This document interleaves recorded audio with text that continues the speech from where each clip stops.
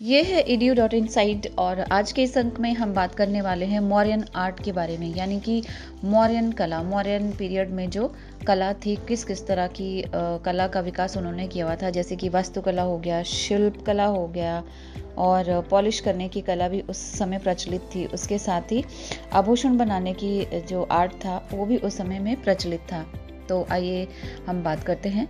मौर्य काल में वास्तुकला के क्षेत्र में आश्चर्यजनक उन्नति हुई थी, ये तो हम सभी जानते हैं। विदेशी यात्री भी इसे देखकर चकित रह गए थे।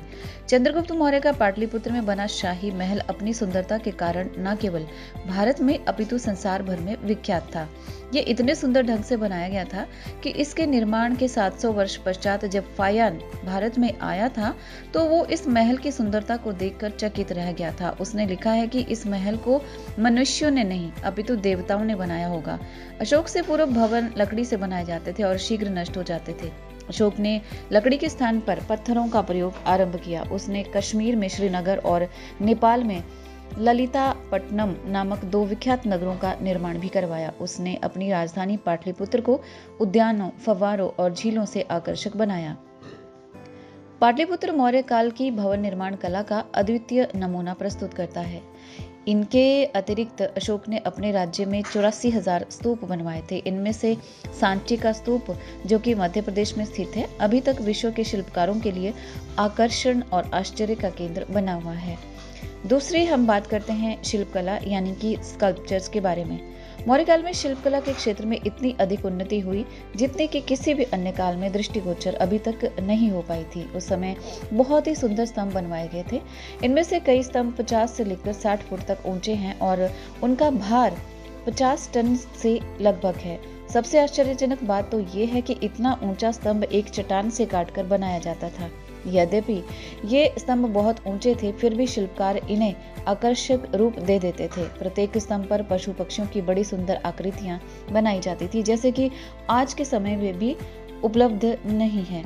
सारनाथ का स्तंभ की अगर हम बात करें, जो कि उत्तर प्रदेश में स्थित है, ये अपनी कला के लिए सर्वाधिक विख्यात था। इस पर अंकित शेर के चिन्ह को भारत सरकार ने अपने सिक्कों पर भी अंकित किया है। सारनाथ के स्तंभ की प्रशंसा करते हुए डॉक्टर वीएस स्मिथ लिखते हैं कि विश्व के किसी भी देश में कला की इस सुंदर कृति से बढ़कर अथवा इसके समकक्ष शिल्प कला का उदाहरण मिलना बहुत कठिन है। दूसरे लौरिया नंदनगढ़, जो कि बिहार में स्थित है, वहां का जो स्तंभ है वो भी अपनी उत्तम कला के लिए विख्यात था और इसके शिखर पर शेर की मूर्ति बनी थी। बात करें पॉलिश करने की कला यानी कि आर्ट ऑफ पॉलिशिंग की, तो मौर्य काल में पत्थरों पर की गई पॉलिश ने इतनी अधिक प्रगति कर ली थी कि अभी तक उस कला की समानता नहीं की जा सकती है। गया की गुफाओं में इस ढंग से पॉलिश की गई थी कि आज तक उसकी चमक शीशे की भांति है। अशोक का जो स्तंभ फिरोज शाह कोटला दिल्ली में है, उस पर की गई पॉलिश की चमक इतनी थी कि एक अंग्रेज विद्वान उसे देखकर इस बात का पता न लगा सका कि वो पत्थर का बना हुआ है अथवा किसी धातु का। इसी तरह के बहुत सारे बर्तनों को भी हम देखते हैं जो उस समय के मिले हैं, उन पर इतने सुंदर ढंग से पॉलिश की गई है जिनसे ये पता नहीं लगाया जा सकता कि वो पत्थरों से बने हुए, मिट्टी से बने हुए हैं या फिर किसी धातु के बने हुए हैं।